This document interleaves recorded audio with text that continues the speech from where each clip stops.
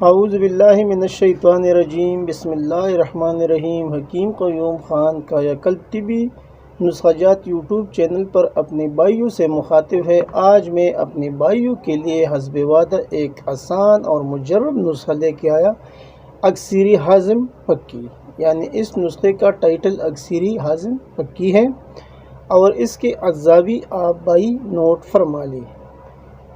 پہلے نمبر پر آپ کو لینا ہے سبز ہریڑ، یہ آپ کو لینا ہے 50 گرام، بہیڑ آپ کو لینا ہے 50 گرام، اجوائن دیسی آپ کو لینا ہے 25 گرام اور تھما آپ کو لینا ہے 10 گرام اور کالی مرچ آپ کو لینا ہے 25 گرام۔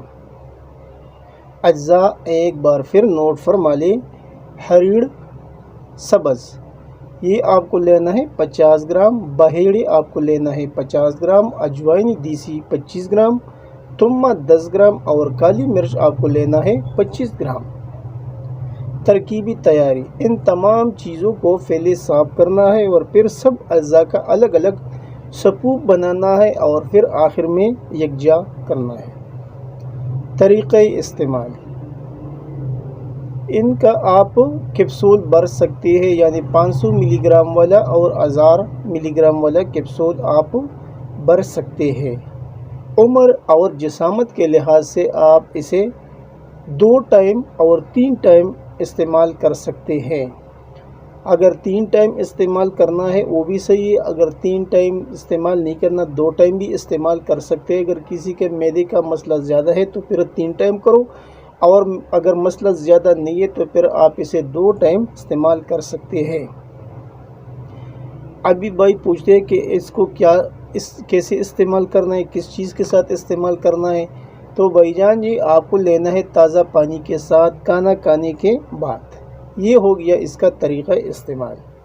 اب میں کچھ فوائد آپ بھائیوں کے سامنے رکھتا ہوں، یعنی یہ معدے کے جتنی بھی امراض ہے، جتنی بھی مشکل آتے ہیں معدے میں، یعنی جب کوئی بندہ کھانا کھاتا ہے تو اس کا معدہ پھول جاتا ہے، کسی کا معدے کے اوپر درد رہتا ہے، بالکل اس کام کے لیے یہ ایک اکثری کا درجہ رکھتا ہے اور کھانے کو یہ خوب ہضم کرتا ہے۔ یعنی جس کو کٹی ڈکارے آتا ہے صبح کے ٹائم اس کے منہ میں کڑوا پانی آتا ہے اس کے لیے، اور جس کو وسواس یعنی وسوسے زیادہ آتا ہے اس کے لیے، اور گھبراہٹ کے لیے بھی کام کرتا ہے، کیونکہ معدے کی وجہ سے جب گھبراہٹ زیادہ ہوتے ہیں تو یہ اس کے لیے بھی نہایت ہی موزوں دوائی ہے۔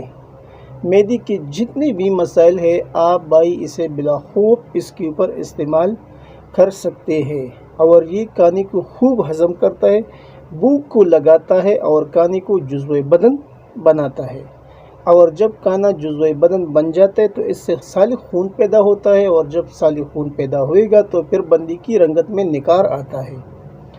تو آج کل معدے کے زیادہ مسائل ہے، تو اس لیے میں نے اپنے بھائیوں کے لیے ایک آسان نسخے کا تجویز کیا اور یہ نسخہ آپ بھائیوں کے سامنے رکھا۔ آخر میں سب بھائیوں سے اجازت مانگتا ہوں، اللہ نگہبان۔